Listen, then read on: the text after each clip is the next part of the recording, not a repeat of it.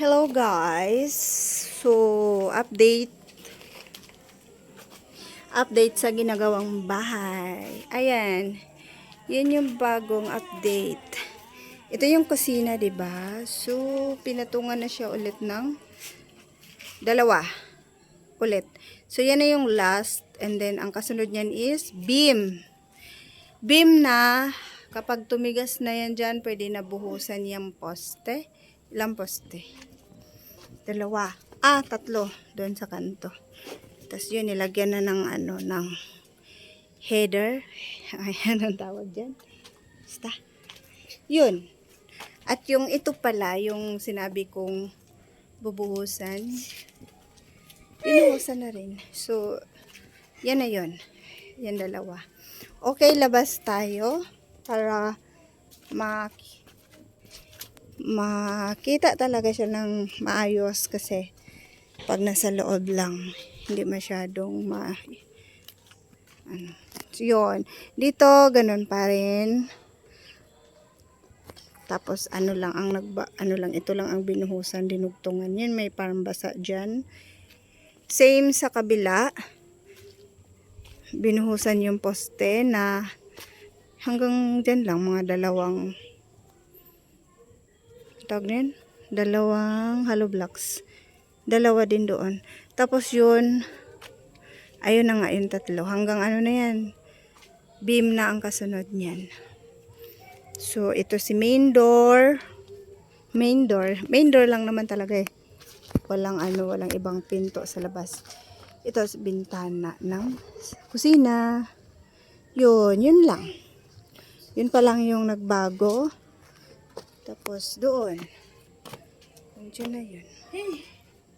Hi, Gia! Tapos sinimulan. Oo nga pala, nilagyan na nila ng bakal yan pa ilibot. Ay, hanggang dyan pa lang yung bakal sa ngayon. Kasi karugtong lang siya doon. O, nilagyan na nila ng patong. 3 patong sa dulo.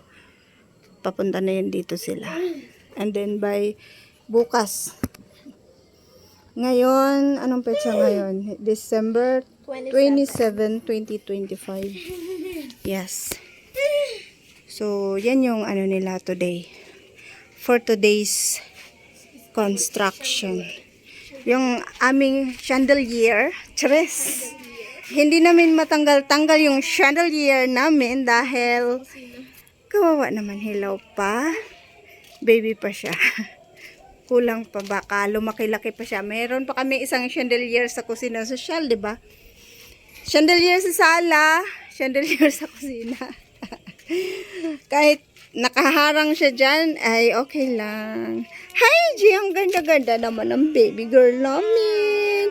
Malapit na yung bahay mo. Thank you, Papa God. Ito na pala yung ginawa ko kahapon. Yung ito. Para to sa buhos ng mga beam. Halo siya. Tapos umbok pa yan siya kahapon ng morning. Yan yung tinrabaho ko. Nilagay ko dyan and then pinatag ko. Para pag nilagay nila yung scaffold ay naka-flat. Hindi na gewang-gewang. Yun guys. And then kapag ito natanggal na, pag ito natuyo na yan, tanggalin na rin nila yan. So, proceed na sila sa 3 patong. Okay. Wala. Dito pa lang yung nagawa nila ngayon sa kusina. Kasi, nandyan na rin naman yung scaffold, kaya tuloy-tuloy sila dyan. And then, kung iurong lang nila to para yung division ng kusina at sala ay magawa nila. So, saka nila ilipat yung scaffold kapag finish na sila dyan. Hindi naman totally finish. Siguro hanggang mabuhusan siguro yung mga poste and then ito matatapos. 'Di ba? So, yun. Ito, pag naubos yan, meron pa. At dahil konti na lang yung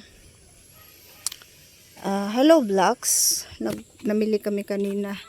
Nandoon pa, Ayan, ipapasok pa yan yung hollow blocks dyan, Ipapasok pa nila dito. Bukas, hakutin ng nagagawa dito. papasok nila. Saglit lang yung papasok yan. So, excited ako dahil yung kwarto is malaki siya. Master bedroom. Master bedroom. Nakaka-proud. Thank you, Lord. Thank you, Lord, kasi matagal na namin tong pangarap na magkaroon ng sariling bahay. Hindi naman siya so kalakihan, but for me, malaki na siya. Ang plano talaga nito noong una is second floor, kaya yung mga bakal na ginamit din sa poste, pati beam sa baba is sa poste 16.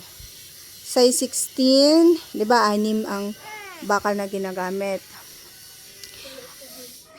Ang apat is size 16 and then yung gitna is size 12. So pang second floor talaga siya. At yung baon ng hollow blocks niya is 5 hollow blocks. Bali, pinakailalim may yung puting and then 4 na patong. And then beam. Yung ilalim ha. So pang ano talaga ang pundasyon niya, pang second floor. Pero dahil hindi ko na ituloy ang second floor, yun. Ano na siya. Okay lang. Mas matibay naman din. Okay guys. Bye for now. So itong chandelier namin, hinihintay namin nga hanggang makabubong. Pag may bubong na, kailangan na talaga siyang tanggalin kasi hindi na siya masisikatan ng araw. Tapos ito, bubuhusan pa to kasi malalim kapag kailangan siyang tambakan. Okay guys, that's update for today. Bye-bye. Bye-bye, Gia. Bye. Bye for the vlog. Bye. Bye for now. Bye. Bye.